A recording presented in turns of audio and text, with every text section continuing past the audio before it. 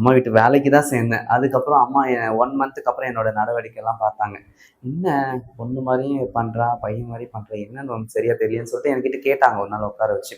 "உனக்கு எதனா ப்ராப்ளமான்னு?" கேட்டாங்க. "அதெல்லாம் எதுவும் இல்ல" அப்படின்னேன். அக்கான்னு தான் கூப்பிடுவேன் ஃபர்ஸ்ட்டு அவங்கள.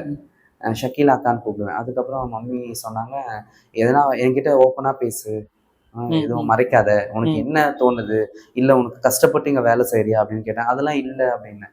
"அப்ப ஏன் ஒரு மாரியா ஃபீல் பண்ற? உனக்கு வேற எப்படின்னா இருக்கணும்னு ஆசையா இருக்கான்னு?" கேட்டாங்க. "ஆமா" அப்படின்னேன். "எப்படி இருக்கணும்? எனக்கு ஒரு பொண்ணு மாரி இருக்கணும். ட்ரெஸ் பண்ணிக்கணும், மேக்கப் பண்ணிக்கணும். என் வீட்ல இதெல்லாம் பண்ண விட மாட்டாங்க."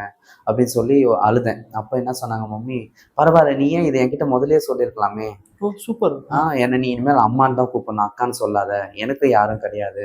அம்மா, அப்பா யாருமே இல்ல. நீ என்ன இனிமேல் வந்து அம்மான்னு கூப்பிடு. நான் இனிமேல் உன்ன பொண்ணுன்னு தான் கூப்பிடுவேன். இனிமேல் நீ ட்ரெஸ் பண்ணிக்கோ, மேக்கப் பண்ணிக்கோ. என்ன உனக்கு தோணுதோ, உன் வீட்ல இல்லாதது எல்லாமே இங்க நீ பண்ணி சந்தோஷமா, ஹேப்பியா என்ஜாய் பண்ணு" அப்படின்னாங்க. அதுலேருந்து இப்போ வரைக்குமே அம்மா கூட 2010ல வந்தேன். Almost 15 years. ஆமா. 15 இயர்ஸா அம்மா கூட தான் ட்ராவல் பண்ணிட்டே இருக்கேன். சிறப்பு. பிஃபோர் அண்ட் ஆஃப்டர்ல ஒரு சோகம் அண்ட் நல்ல ஆமா. ஒரு விஷயம் நடந்திருக்கு.